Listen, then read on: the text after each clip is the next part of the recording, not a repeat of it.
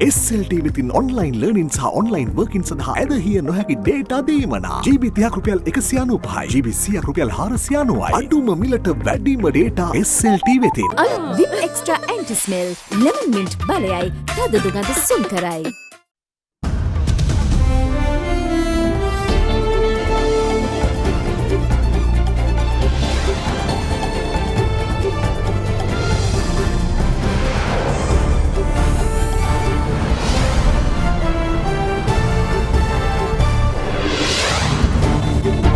අද 2020 සැප්තැම්බර් 20 ඉරිදා සිරස්තල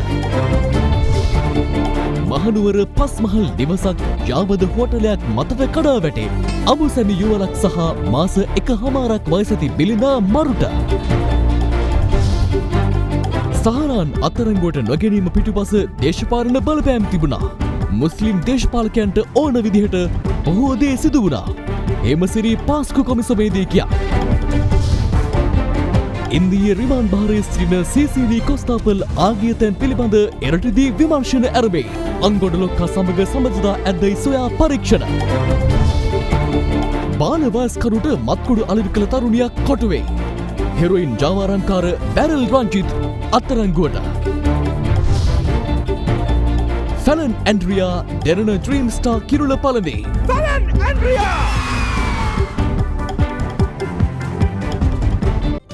ඇල්කොහොල් අඩංගු හෑන්ඩ් සැනිටයිසර් භාවිත කරන්න. ලෙඩ රෝග ඇති කරන විෂ බීජවලට එරෙහිව සටන් කරන්න. හඳුන්වා දීමේ මිල රුපියල් 350යි. From Ada Derana, this is Ada Derana Prime Time with Vasanthi Nanayakara and Sanka Amrajit. Live from Studio 24 in Colombo. ආයුබෝවන් ඔබ අදත් එක්වන්නේ ශ්‍රී ලංකාවේ අංක එකේ සහ විශ්වසනීයම පුවත් විකාශය අද දෙරණ 6:55 සමගින්.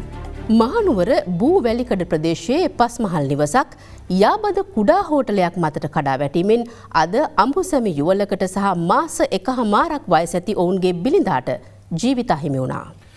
ජාතික ගොඩනැගිලි පරීක්ෂණ සංවිධානය සඳහන් කළේ කඩා වැටුණු පස්මහල් නිවස කිසිසේත්ම එම භූමියේ තත්ත්වය සැලකිල්ලට නොගත් අස්ථාවර ඉදිකිරීමක් ලෙස හඳුනාගෙන ඇති බවයි. The big story.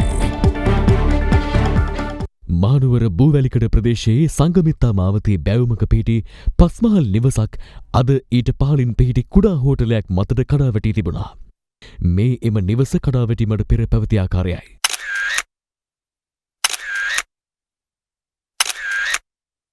ප්‍රදේශවාසීන් සඳහන් කළේ අද අලුයම පාට පමණ විශාල ශබ්දයක්ද සමග මෙම නිවස මුළුමනින්ම කඩා වැටුණු බවයි.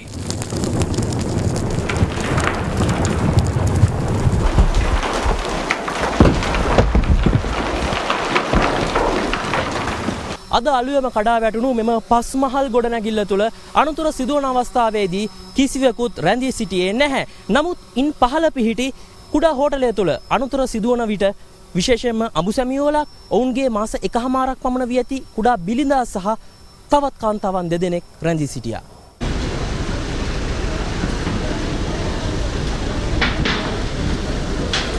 ඒ අතර අඹුසැමි යුවල සහ ඔවුන්ගේ මාස 1.5ක් වයසති බිලිඳා එක් කාමරයකත් සෙසු කාන්තාවන් දෙදෙනා තවත් කාමරයකත් නිදා සිට තිබුණා. අනතුරු සිදුවීමත් සමග එම කාන්තාවන් දෙදෙනා තම කාමරයේ සිරව සිටියදීම 119 හදිසි ඇමතුම් අංකය ඔස්සේ පොලිසිය දැනුවත් කිරීමත් සමග පොලිස් නිලධාරීන් සහ ප්‍රදේශවාසීන් එක්ව ඔවුන් දෙදෙනා බේරාගෙන තිබුණා. මං ජනේලේ ගාව හිටුවේ ඇඳේ තමයි හිටියේ. මගේ ගාව යහපැත්තෙන් හිටිය මේ දුවෙක්. ඒ දුව නැන්දා කිව්වා ඊට පස්සේ එතකොට කොන්ක්‍රීට් එක කඩාගෙන වැටිලා. මගේ ෆෝන් එක හොඳ වෙලාවට ළඟ තිබුණා. ඒකට මේ කෝල් ගත්තා මේ 119 ගැහුවා. ඊට පස්සේ තක්ගාල පොලිසිය කට්ටිය ආවා ඇවිල්ලා ලන්වත් දාලා අපි දෙන්නා නම් බාගත්තා. යහපැත්තේ කාමරේ තමයි පුතයි දුවයි බබයි හිටියේ. මං හිතපු තැන වාගේ තමයි වැහිලා නැති. අනිත් ඔක්කොම වැහිලා තිබ්බේ. සුන්බුන්වලට අටව සිටි සැසු දෙදෙනා බේරාගැනීමේ මෙහෙයුම යුද හමුදා 11 ශ්‍රී ලංකයේ ශ්‍රී ලංකාධිපති බ්‍රිගේඩියර් සාරද සමරකෝන් මහතාගේ ප්‍රධානත්වයෙන් යුතු යුද හමුදා නිලධාරීන් කණ්ඩායමක් විසින් ආරම්භ කරනු ලැබුවා.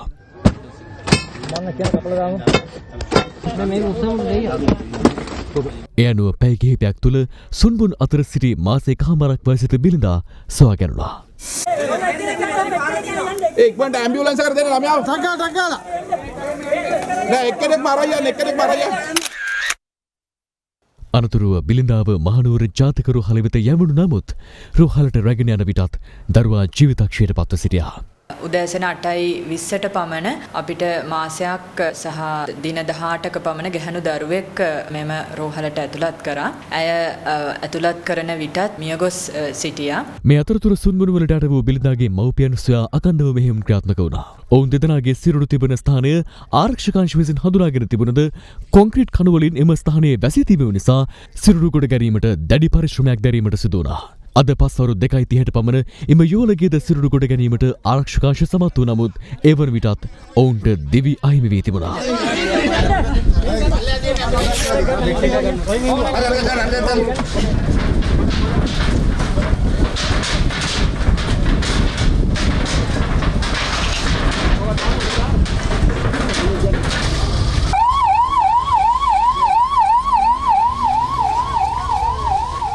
මෙලෙස ජීවිතක්ෂයට පත්වනේ 35 හැවිරිදි චමිල ප්‍රසාද් සහ ඔහුගේ බිරිඳ 32 හැවිරිදි අචලා ඒකනායකයි. මේ පස්මහල් නිවසේ එක කොන්ක්‍රීට් ස්ලැබ් එකක් සම්පූර්ණ මේගොල්ලොන්ගේ ශරීර මතට පැමිණලා තිබ්බා. ඉතින් ඊටාම අසීරු වුණා ඒක කඩා ඉවත් කරන්න. මොකද ඒ පස්මහල් නිවසේම බර ඇවිල්ලා තිබ්බ එතට. ඉතින් නමුත් අපි බාරදූර කට්ටය කරා. ශ්‍රී ලංකා පොලිසිය සහ අවට අයවලුන් සමග එකතු වෙලා දැනට මලසිරුරු යවලා තියෙන රෝහලට ඉතුරු කටයුතු දැන් පළාත් කට්ටියත් සමග එකතු වෙලා වැඩේ කරන්නේ. කඩාවැටීමට ලක් වූ පස්මහල් නිවස ඉදිකිරීමේදී භූමියේ පවතින තත්ත්වය කිසිසේත්ම සැලකිල්ලටගෙන නොමැතිවීම හේතුවෙන් මෙය අස්ථාවර ඉදිකිරීමක් ලෙස හඳුනාගෙන ඇතැයි ජාතික ගොඩනැගිලි පරීක්ෂණ සංවිධානය පවසනවා. සාමාන්‍ය NBRO විදියට සහ මේ අනිකුත් ආයතන ගණනාවක් එකතු වෙලා ප්‍රාදේශීය සභාව පළාත් පාලනයේ සියලු ආයතන එකතු වෙලා මේ 2011 ඉඳලා අපි ක්‍රියාත්මක කරනවා. මේ ගොඩනැගිලි හදද්දී ඒ වගේම සංවර්ධන ව්‍යාපෘති කරද්දී ඒවට නිර්දේශ දෙනවා මේ ක්‍රමවේදයන්ට අනුව මේ ඉදිකිරීම කරන්න කියලා. මේ ඉදිකිරීමේදී භූමියේ තියෙන විද්‍යාත්මක තත්ත්වයන්ට ගැළපෙන ආකාරයට ඉදිකිරීමක් සිද්ධ වෙලා නැහැ. ඒ වගේම මෙතන ස්වභාවිකව ගත්තන් පස්සේ මෙතන සාමාන්‍යයෙන් අස්ථාවර භූමියක්. ඒ අස්ථාවරත්වයට යෝග්‍ය වෙන ආකාරයට සැලසුම් වීමක් මේ ගොඩනැගිලි ඉදිකිරීමේදී සිද්ධ වෙලා නැහැ. The Big Story. සෙලාන් බැංකුව සුහද හදක් ඇති දේශීය බැංකුව. සහරාන් හෂීම් අත්අඩංගුවට ගැනීමට නොහැකි වීම පිටුපස දේශපාලන බලපෑම් පැවතියයි තමා විශ්වාස කරන බවත් මුස්ලිම් දේශපාලකයන් තරහ කර ගැනීමට නොහැකියයි ජනාධිපති මෛත්‍රීපාල සිරිසේන මහතාම තමාට පැවසූ බවත් හිටපු ආරක්ෂක ලේකම් හේමසිරි ප්‍රනාන්දු මහතා පාස්කු ප්‍රහාරය විමර්ශන කොමිසම හමුවේ ඊයේ කියා සිටියා. ඔහු වැඩිදුරටත් කියා සිටියේ මුස්ලිම් දේශපාලඥයන්ට අවශ්‍ය ආකාරයට බොහෝ දේ සිදු වූ බවයි. එමෙන්ම හිටපු ආරක්ෂක ලේකම්වරයෙකු වන කරුණාසේන හෙට්ටිආරච්චි මහතාද ඊයේ කොමිසම හමුවේ සාක්ෂි ලබා දුන්නා. ඊයේ තෙවැනි දිනටත් සාක්ෂි ලබා දුන් හිටපු ආරක්ෂක ලේකම්වරයෙකු වන කරුණාසේන හෙට්ටිආරච්චි මහතා බ්‍රිගේඩියර් සුරේෂ් සලේ යුද හමුදා බුද්ධි අධ්‍යක්ෂ මණ්ඩලයේ අධ්‍යක්ෂ සිටියේදී ඔහු ඉස්ලාම් අන්තවාදය පිළිබඳව තමන්ව ලිඛිතව දැනුවත් කර තිබූ බව සඳහන් කළා.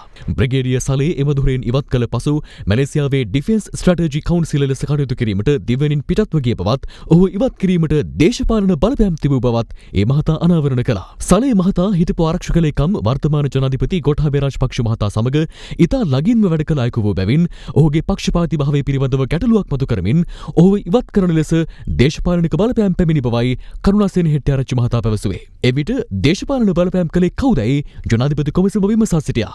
නම සඳහන් කළ නොහැකි පාර්ශවයක් තමන්ට ඒ සඳහා උපදෙස් දුන් බවකී කරුණාසේන හෙට්ටිආරච්චි මහතා පසුව ජනාධිපති කොමිසමට අදාළ නම ලිඛිතව ඉදිරිපත් කළා. මේ අතර පාස්කු ප්‍රහාරය වන විට ආරක්ෂක ලේකම් ලෙස කටයුතු කළ හේමසිරි ප්‍රනාන්දු මහතා ඊයේ සිව්වන දිනයටත් කොමිසම හමුවේ සාක්ෂි ලබා දුන්නා. එහිදී පළමුව රජයේ අතිරේක සොලිසිටර් ජනරාල්වරයා විමසා සිටියේ වවුනතිව් පොලිස් නිලධාරීන්ගේ ඝාතනය, මාවනැල්ල බුදු පිළිම කැඩීම, වනාතවිල්ලුව පුපුරන ද්‍රව්‍ය සොයා ගැනීම ඇතුළු කරුණු රසක් පිළිබඳව තොරතුරු අනාවරණ වී තිබියදී එය භයානක බව නොවැටහුණේ ද යන්නයි. ඊට හිටපු ආරක්ෂක ලේකම් හේමසිරි ප්‍රනාන්දු මහතා දුන්නේ මෙවන් පිළිතුරක්. වැටහුණා නැගෙනහිර දේශපාලන ක්‍රියාවලිය හැසිරීම ගත්තාම ඔවුන් රජයට කොතරම් අවශ්‍යද කියන එක සැලකිල්ලට ගනිද්දී පියවරක් ගැනීම කරන්න පුළුවන් දෙයක් නෙවෙයි. මෙරට පැවතින මැතිවරණ ක්‍රමයේ අනුව සුළු ජාතිකින්ට බලයක් තිබ්බා රජයට බලපෑම් කරන්න. ඒ අනුව රජය ඒ අය සතුටු කරන්න ගොඩක් දේවල් කළා. ඉදිරියේදී හිටපු පොලිස්පතිවරයා සාක්ෂි ලබා දෙද්දී ඒ දේවල් කියයි. විශේෂයෙන් නැගෙනහිර ප්‍රදේශයේ දේශපාලනඥයන් හැසිරුණු ආකාරය නිසා පොලිසියට තම රාජකාරී කිරීමේදී විවිධ බාධා එල්ල වුණා.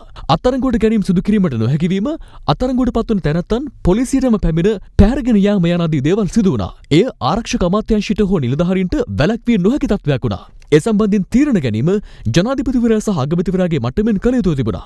නමුත් මුස්ලිම් දේශපාලනඥයන්ට අවශ්‍ය විදිහට බොහෝ දේවල් සිදු වුණා. යනුවෙන් හේමසිරි ප්‍රනාන්දු මහතා ප්‍රකාශ කළා. එහිදී රාජ්‍ය අතිරේක සොලිසිටර් ජනරාල්වරිය ඍජුව විමසා සිටියේ සහරාන් හෂීම් අත්අඩංගුවට ගැනීමට නොහැකි වීම පිටුපස දේශපාලන බලපෑම් පැවතියද යන්නයි.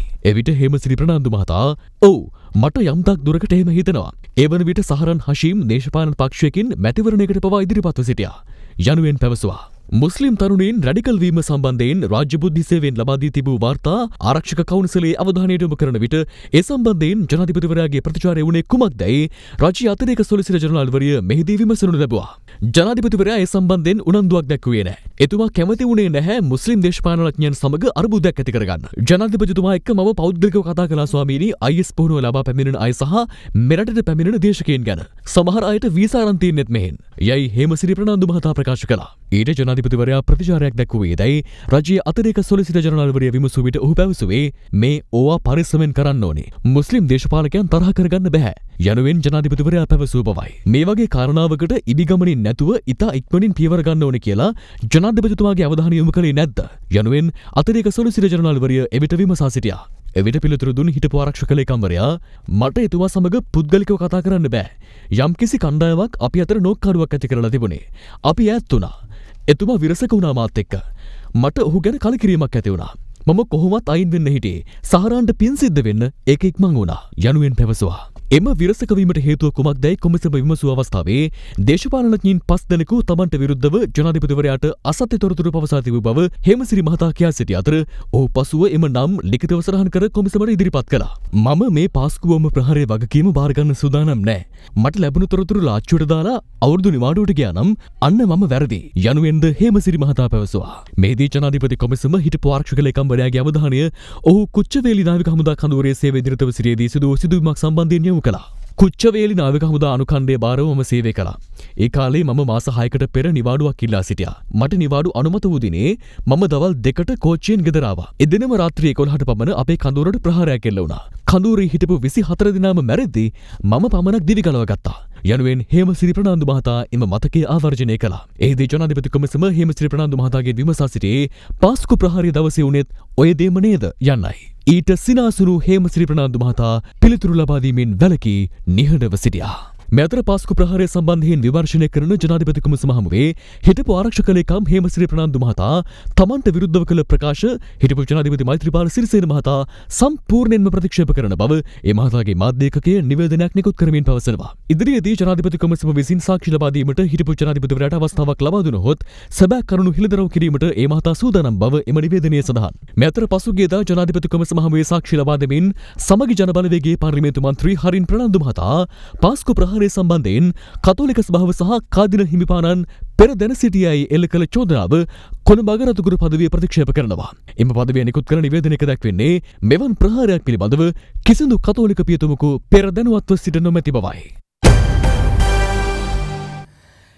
යෞවනයේ සිහින සැබෑ කරන ගායන තාරකා පෙළහර දෙරණ ඩ්‍රීම් ස්ටාර් 9 වෙනි අදියරේ සිහින තරුව ලෙස ෆැලන් ඇන්ඩ්‍රියා ඊයේ කිරුළු පැළඳුවා. මෙහි අවසන් තරඟකරුවන් තිදෙනා අතුරින් සිහින තරුව තෝරා ගැනුනේ ප්‍රේක්ෂක ඔබගේ SMS මනාපයෙන්. Derana Dream Star Grand Finale.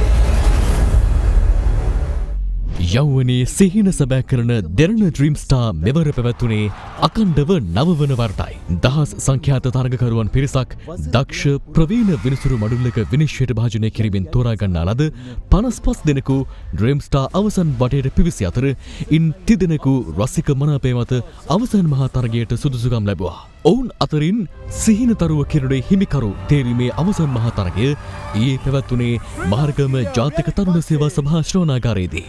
ගායන තාරකා පෙළහර දෙන dream star season 9 Gihan Bandara Falan Andrea සහ නුවන්දිකා සේනාරත්න කිරුළ සඳහා තරග වැදුණා.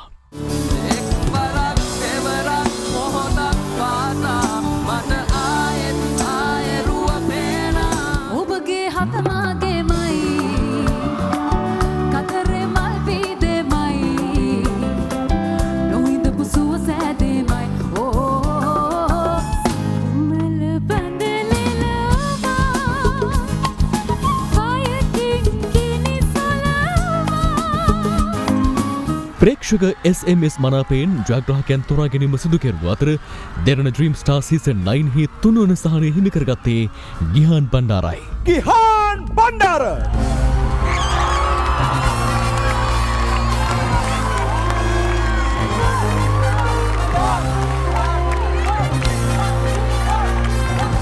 මේ අනුව නුවන්දිකා සේනාරත්න සහ ෆෙලන් ඇන්ඩ්‍රියා සිහින තරුව කිරුළ වෙත සමීප වූ අතර වැඩිම වනාප හිමි කර ගනිමින් ශ්‍රී ලාංකේය යෞවනයේ සිහින තාරකාව ලෙස අභිෂේක ලැබීමට ෆෙලන් ඇන්ඩ්‍රියා සමත් වුණා. ෆෙලන් ඇන්ඩ්‍රියා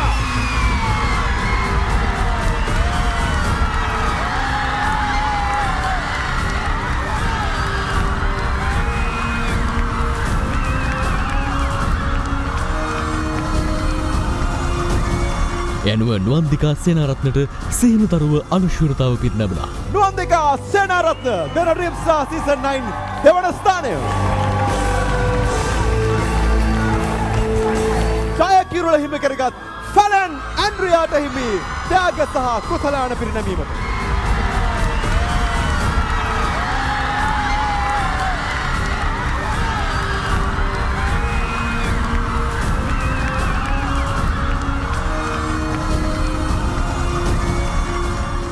ජයග්‍රාහකින්ට රුපියල් ලක්ෂ 200කට අධික වටිනාකමකින් යුත් ත්‍යාග මෙහිදී පිරිනැමුණා. කිරුණදිරු ජයග්‍රාහකයාට රියලිටි ඉතිහාසයේ පිදින දැවැන්තම ත්‍යාගයේ ලෙස රුපියල් ලක්ෂ 150ක් වටිනා සුඛෝපභෝගී නිවසක් මෙවර සිහිනතරුව වූ ෆෙලන් ඇන්ඩ්‍රියාට හිමිවීම විශේෂත්වයක්.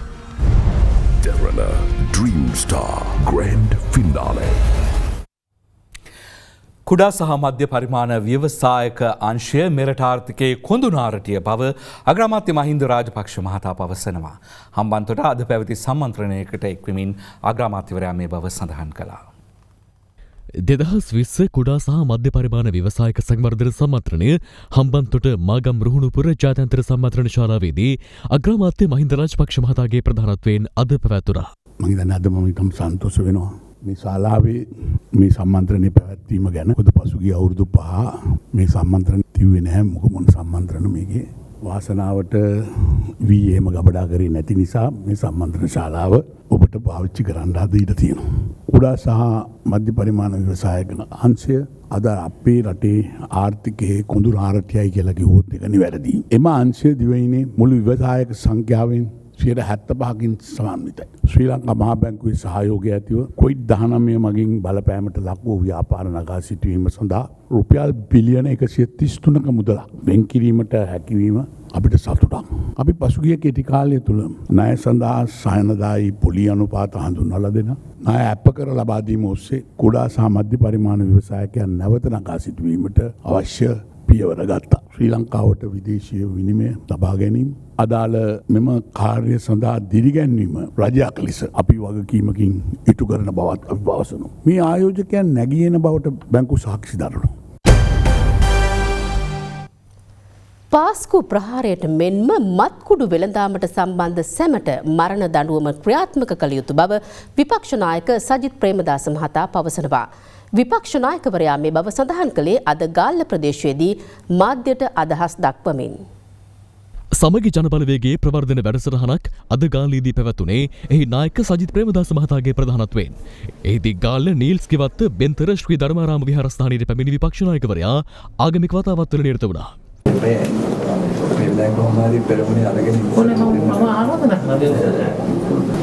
දරුවන් මහත්තයාගේ සාකච්ඡාවක් කරා. ඒක පත්තරවල හැබැයි මාධ්‍යවල නම් ගියා. ඒක දැක්කොලේ නෑ. වැඩි තියෙන්නේ මේ පාස්කු ප්‍රහාරයේ මේ මහ බැංකුවේ කුණු කන්දල් දෙකක් මාර්ගට අනිත් 2 ලක්ෂ 10,000 අපි කිසි ඉන් අරතුරුව සජිත් ප්‍රේමදාස මහතා පැමිණියේ බලපිටිය මහකරාව ශ්‍රී තපෝදනාරාම මහ විහාරස්ථානයටයි. පාස්කු ප්‍රහාරයට සම්බන්ධ සෑම සියලු දෙනාම නීති හමුවට ගෙනෙන්නට ඕන.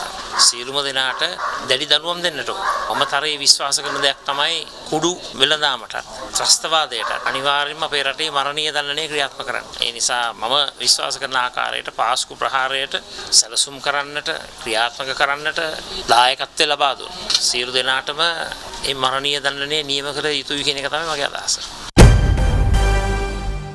දේශපාලන වේදිකාවේ පළ වූ තවත් අදහස් කිහිපයක් දැන්.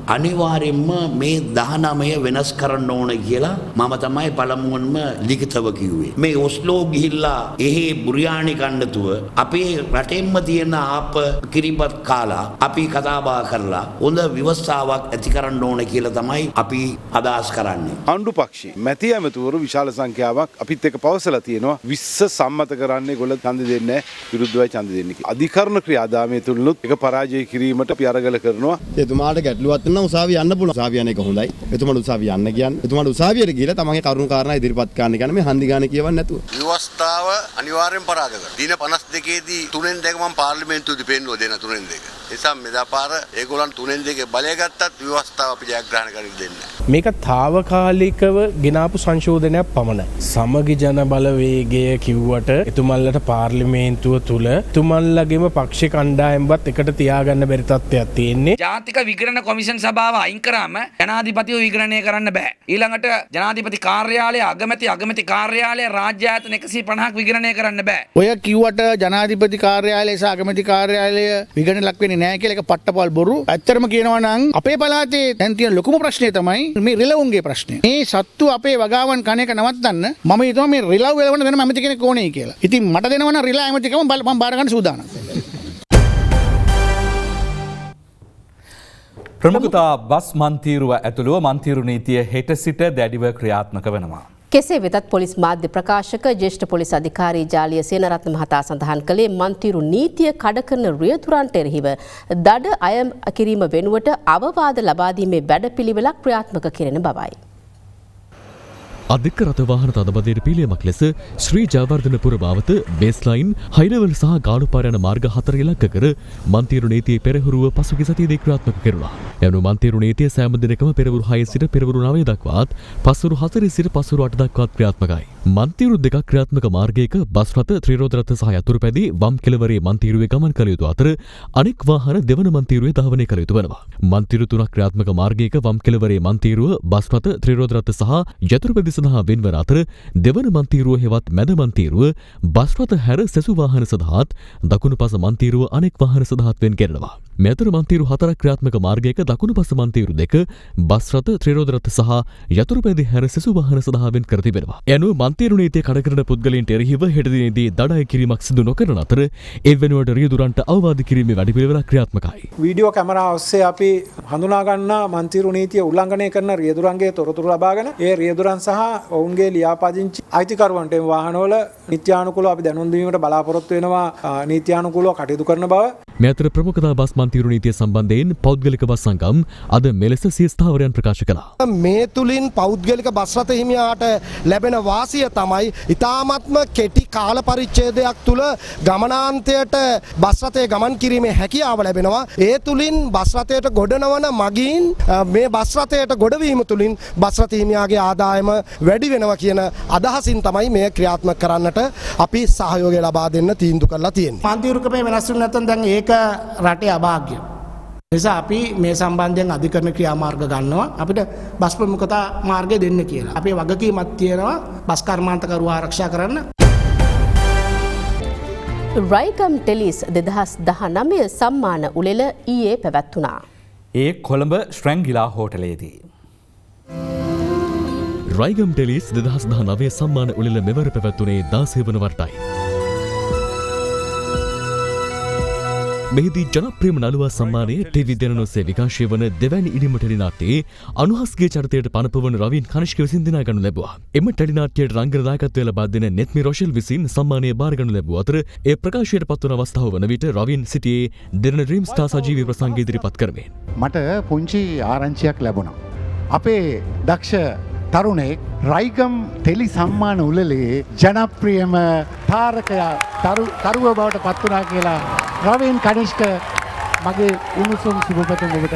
ජනතාව ආදරය කරන රවින් කනිෂ්ක කෙනෙක් බවට පත් කරාට ස්තුතියි ටීවී දෙරණ. මේ අතර ජනප්‍රියම නිලිය සහ වසරේ විශිෂ්ටතම නිලිය සම්මානයෙන් පිදුම් ලැබුවේ ශලනි තාරකයි. ජනප්‍රියතම ටෙලි නාට්‍ය තාරකාව බවට පත්වනවා.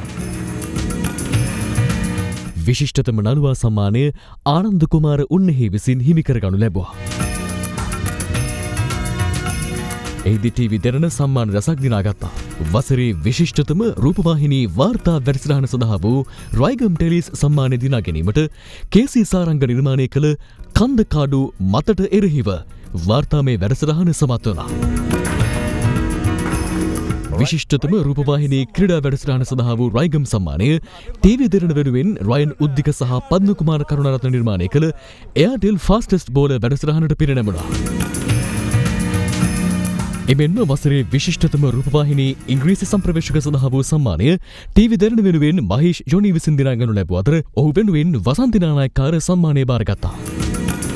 දෙරණ නාලිකාවේ විකාශය වූ ටෙලි චිත්‍රපටකරණය නිර්මාණය කරමින් දැක් වූ කුසලතාව සහ ප්‍රයත්නය උදෙසා වූ ජූරියේ කුසලතා සම්මානය දිලුක ප්‍රසාද් හට හිමි වුණා.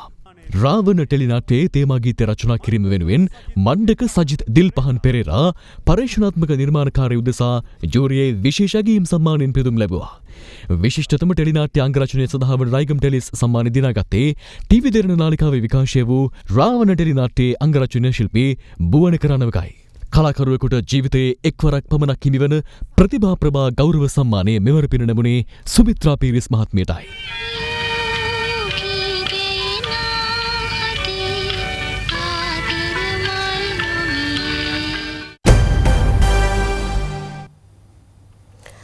ශ්‍රී ලංකාවේ සිට ඉන්දියාවට පලා යාමට උත්සාහ කිරීමේදී එරට අත්අඩංගුවට පත් වූ කොළඹ අපරාධ කොට්ටාසයේ කොස්තාපල්වරයා පිළිබඳ ඉන්දිය පොලිස් විශේෂ විමර්ශන ඒකකය පරීක්ෂණ ආරම්භ කර තිබෙනවා.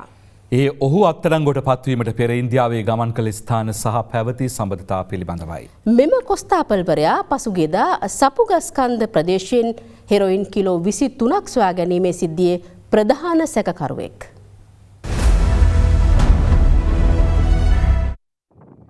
කොළඹ අපරාධ කොට්ටාශයේ සැකකාර පොලිස් කොස්තාපල්වරයා ඉන්දියාවේ ධනුෂ්කොඩි පොලිසිය අත්අඩංගුවට පත්වන්නේ පසුගිය පසුවැනිදායි. ඒ මුහුදු මාර්ගය ඔස්සේ ශ්‍රී ලංකාවෙන් පලා ගොස් තමිල්නාඩුවෙන් නීති විරෝධීව ඉන්දියාවට ඇතුළු වීමට උත්සාහ කිරීමේදී පසුව රාමේශ්වරම් අධිකරණය විසින් ඔහුව රක්ෂිත බන්ධනාගාරගත කෙරුණා.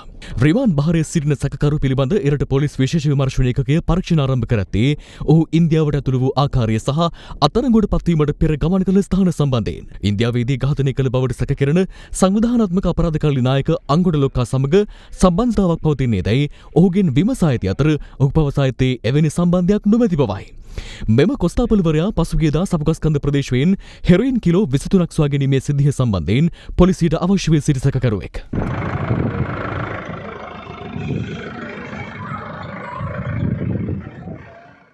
මහා පරිමාණයෙන් මද්‍රව්‍ය බෙදා හැරීමේ ජාලයක් පවත්වාගෙන ගිය දෙමටගොඩ වේලුවන පාරේ පදිංචි ජගත් නමැත්තෙකු සහ තවත් 5 දෙනෙකු අද අත්අඩංගුවට ගැනුණේ වැලිකඩ පොලිසිය විසින්.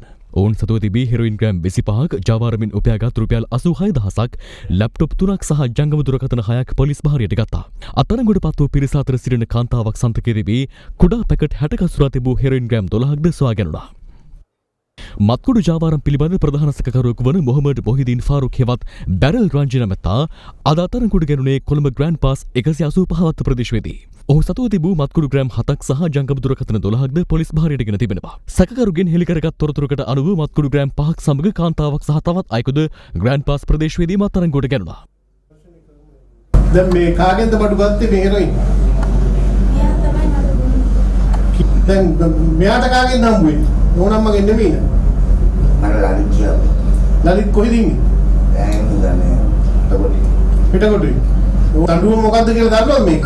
අවුනොත් මරණීය දඬුවම ඕනේ.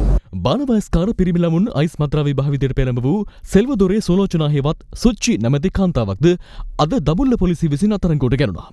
18 හැවිරිදි විවාහක කාන්තාවක් වන ඇය බාලවයස්කරුවන්ට මත්කුඩු අලෙවි කොට ඔවුන් ලිංගික ක්‍රියාකාරකම් වලට යොදාගෙන ඇති බවයි පොලිසිය පවසන්නේ. මත්කුඩු ජාවාරම්කරු කුඩු තුෂාරගේ සමීපතමෙකු වන ඉෂාන් චතුරංග පෙරේරා මත්කුඩු ග්‍රෑම් 11 මිලිග්‍රෑම් 800ක් සමග රත්නපුර නගරයේදී ඊයේ අත්අඩංගුවට ගෙන තිබෙනවා. ගාල්ල සරින්තු කඩේ ප්‍රදේශයේ පාසල් දෙකක් අසල කලක සිට පවත්වාගෙන ගිය බාබුල් ජාවාරමක් නීතිය රැහැනට හසු කර ගැනීමට ගාල්ල පොලිසියේ දූෂණ මර්දන ඒකකය අද සමත් වුණා. බාබුල් මත්ද්‍රව්‍ය කිලෝග්‍රෑම් 10ක්ද සමගින් සැකකරුවෙක් අත්අඩංගුවට ගෙන තිබෙනවා. කටුබැද්ද ජුබිලිපාර මැල්වත්ත ප්‍රදේශයේ නිවසක් තුළ දීර්ඝ කාලයක් සිදු කරගෙන ගිය මද්‍රව්‍ය ජාවාරමක් වැටලීමට ගල්කිස්ස කොට්ටාශ දූෂණ මර්දන ඒකකයේ නිලධාරීන් පිරිසක් අද සමත් වුණා. එහිදී සැකකරුවන් 10 දෙනෙකු අත්අඩංගුවට ගැනුණේ අයිස්ක්‍රීම් 45ක් මත්පෙති 70ක් සහ ජංගම දුරකථන 8ක් සමගින්. දැන් තවත් පුවත් කිහිපයක්. තමිල්නාඩුවේ රාමේශ්වරන් සිට මුහුදු මාර්ගයෙන් මෙරට රැගෙනමින් තිබූ කහ කිලෝ 400ක් මුහුදු කුඩල්ලන් කිලෝ 600ක් සහ මුහුදු පැලෑටි කිලෝ 800ක් සිය බහරයට ගැනීමට ඉන්දිය සමුද්‍රීය පොලිස් නිලධාරීන් සමත්ව තිබෙනවා. ඊයේ වැටළුවෙම කහ සහ අනෙකුත් ද්‍රව්‍යවල වටිනාකම ඉන්දියානු රුපියල් ලක්ෂ 25ක්. මේ අතර රාජ්‍ය අමාත්‍ය ජානක වක්කුමර මහතා අද පැවති මාධ්‍යහමුවකදී පැවසුවේ ශ්‍රී ලංකා යුද හමුදාවේද සහාය ඇතිව රට තුළ කහ වගා කිරීමේ ව්‍යාපෘතියක් ආරම්භ කරන බවයි. අපි ඊගාව කන්න වෙනකොට අපි බලාපොරොත්තු වෙනවා ස්වයංපෝෂිත වෙන්න ඕන ප්‍රමාණය මේ රටේ කහ වගා කරන්න. දැන් මේ වෙනකොටත් බීජ හදන්න හමුදාවට වෙනම දීලා වැඩ පිළිවෙලක් හදලා තියෙනවා. මම ලබන දෙවෙනිදාත් ගාල්ල ගිහිල්ලා හමුදා කඳවුරක පැල ලක්ෂයක් අපි ලබලා දෙනවා. හොරණ මොරගහයිනේ නිවසකින් ගෝඩා ලීටර 1036ක් නීති විරෝධී මත්පැන් ලීටර 22ක් සහ මත්පැන් පෙරීමට යොදා ගන්නා උපකරණ තොගයක් සොයා ගැනීමට හොරණ පොලිසිය සමත් වුණා. නිවසේ ජල ටැංකියක් තුල නීති විරෝධී මත්පැන් ගබඩා කර තිබී ඇති අතර නිවසේ හිමිකාරණිය අත්අඩංගුවට ගැනුණා. මේ අතර වෙළඳසැලක් ඉදිරිපිටදී දැරියක් මීහරකෙකුගේ පහර දීමකට ලක්වන දසුන් පෙළක් සමාජ මාධ්‍යවල සංසරණය වෙමින් පවතිනවා.